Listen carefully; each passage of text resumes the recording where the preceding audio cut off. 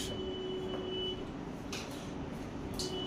এই মেজোথেরাপি আমাদের মেস্তা চিকিৎসা একটা খুবই যুগান্তকারী একটা কি বলবো একটা উদ্ভাবন বলতে পারি, একটা নতুন টেকনিক বলতে পারি।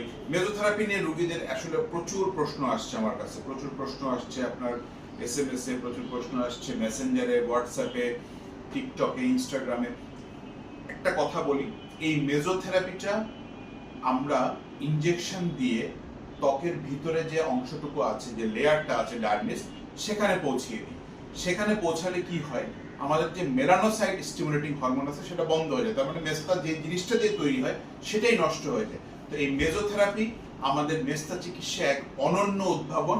এবং অনেকেই জিজ্ঞেস করছে যে এই মেজোথেরাপি পরে কি মেস্তা চলে যায় কিনা। হ্যাঁ, মেস্তা পুরোপুরি মোটামুটি চলে যায়, তবে কারো কারো ক্ষেত্রে 2টা, কারো কারো ক্ষেত্রে 3টা সেশন লাগে, কিন্তু মেস্তা পুরোপুরি চলে যায়। সাধারণত ব্যাক করার সম্ভাবনা থাকে না। এবং আপনার এখন আমরা মোটামুটি যেগুলো ভিতরের দিকের মেস্তা বা ডার্মাল মেলাজমা, সেগুলিতে একমাত্র এই মেজোথেরাপিটা ইউজ করছি। সাথে হয়তো একটা খাওয়া বা একটা লাগানোর ওষুধ আমরা দিয়ে থাকছি। কিন্তু হ্যাঁ, পরবর্তীতে আপনাকে কিছু নিয়ম মানতে হবে। সূর্যরশ্মি বা চুলের কাছে গেলে সানব্লক ইউজ করতে হবে। তারপর দেখা যাচ্ছে যে রোদে গেলে সানব্লক ইউজ করতে হবে। তারপরে পিল খাওয়া থেকে কিছুটা সতর্ক থাকতে হবে। কিছু কাঁচা ফলমূল, শাকসবজি খেতে হবে, রঙিন শাকসবজি খেতে হবে, ইত্যাদি আমাদেরকে অবশ্যই সবসময় মেনটেন করতে হবে।